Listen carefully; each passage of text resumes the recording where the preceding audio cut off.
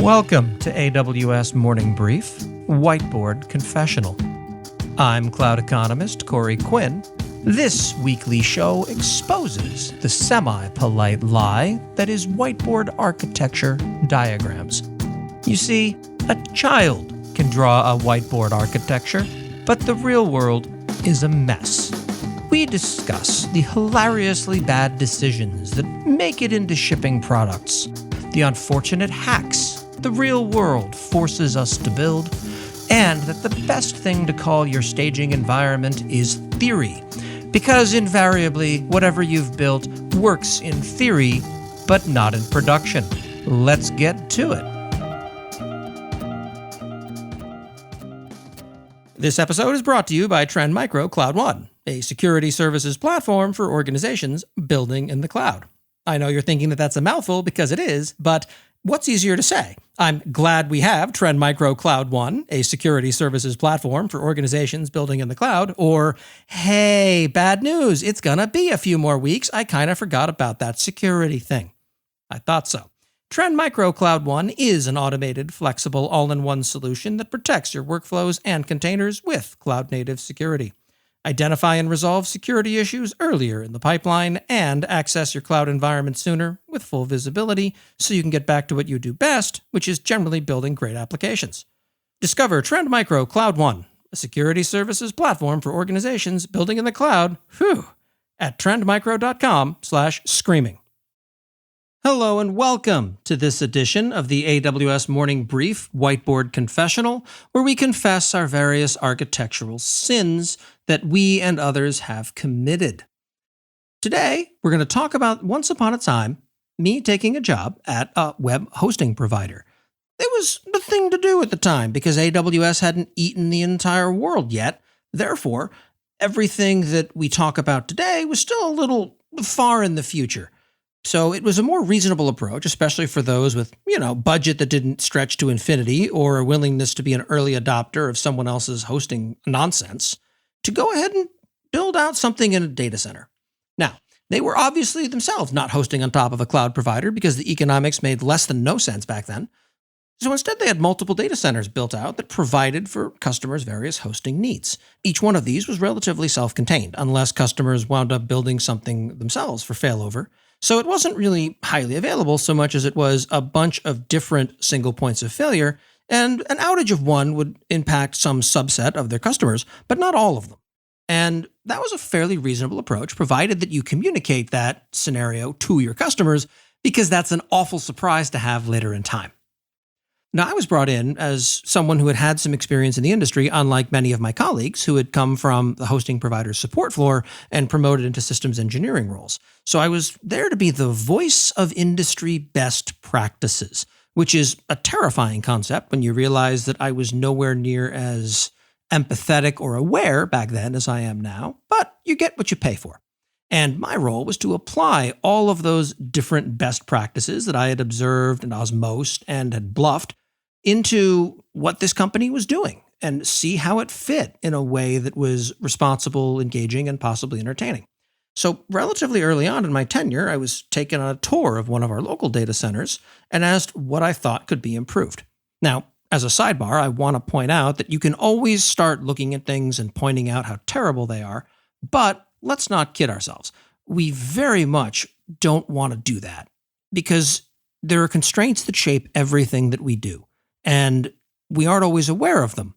So making people feel bad for their choices is never a great approach if you want to stick around for very long. So instead, I started from the very beginning and played, hi, I'm going to ask the dumb questions and see where the answers lead me to. So I started off with, great, scenario time. The power has just gone out. So everything's dark. Now, how do we restart the entire environment? And the response was, that would never happen. And to be clear, that's the equivalent of standing on top of a mountain during a thunderstorm, cursing God while waving a metal rake into the sky. After you say something like that, there is no disaster that is likelier.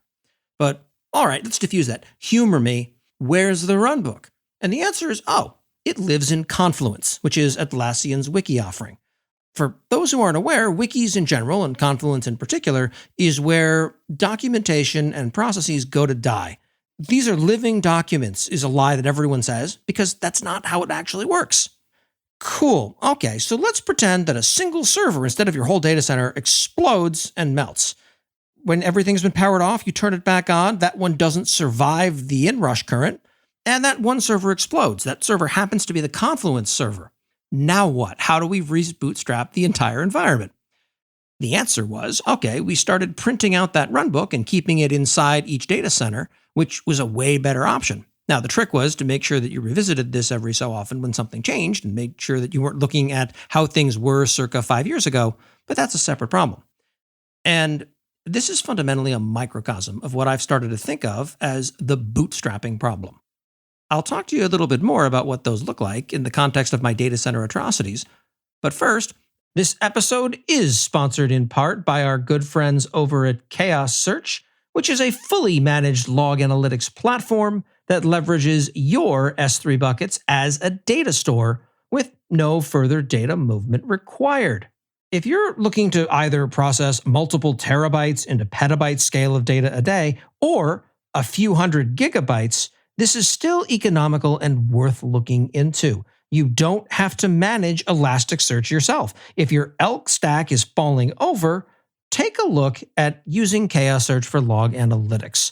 Now, if you do a direct cost comparison, you're going to save 70 to 80% on the infrastructure costs, which does not include the actual expense of paying infrastructure people to mess around with running Elasticsearch themselves. You can take it from me, or you can take it from many of their happy customers, but visit chaossearch.io today to learn more.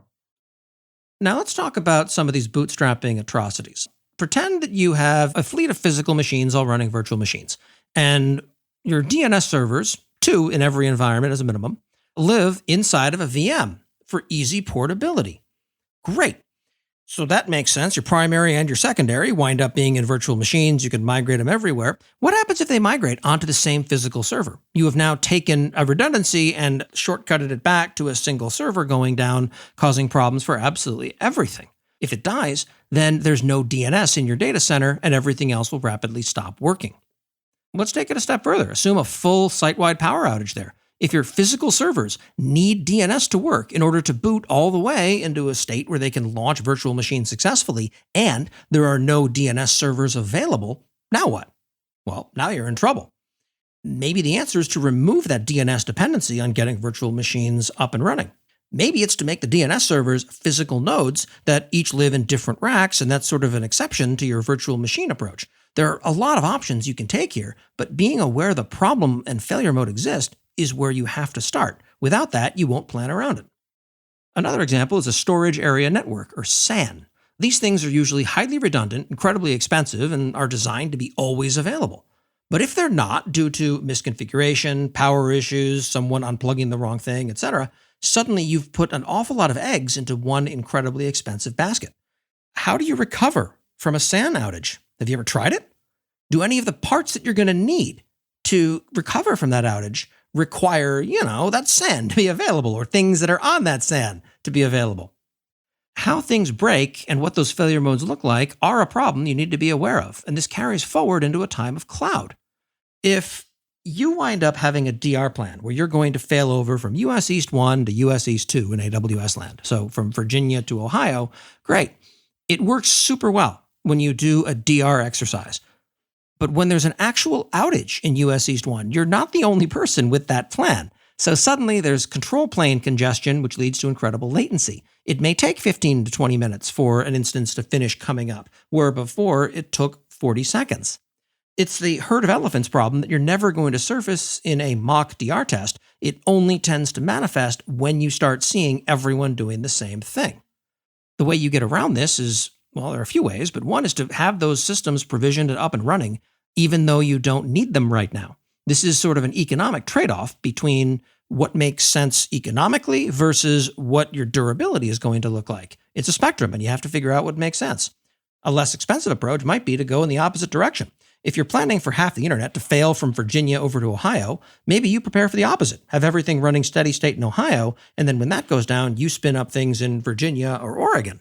It's still going to have that herd of elephants problem, but it's going to be less common than the other direction. One last single point of failure that I want to highlight is the company credit card for many companies. If your AWS payment fails to go through, what then?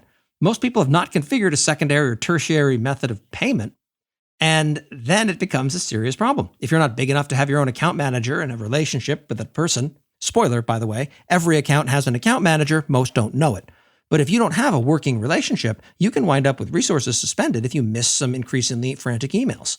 This gets closer into something else that we're going to talk about next week, namely the underpants problem. This has been another episode of the AWS Morning Brief, Whiteboard Confessional. I am Cloud Economist Corey Quinn, fixing your AWS bills and your AWS architectures at the same time. If you've enjoyed this podcast, please leave a 5-star review on Apple Podcasts, whereas if you've hated it, please leave a 5-star review on Apple Podcasts and tell me what single points of failure I have failed to consider. Thank you for joining us on Whiteboard Confessional. If you have terrifying ideas, please reach out to me on Twitter at QuinnyPig, QUINNY Pig, and let me know what I should talk about next time.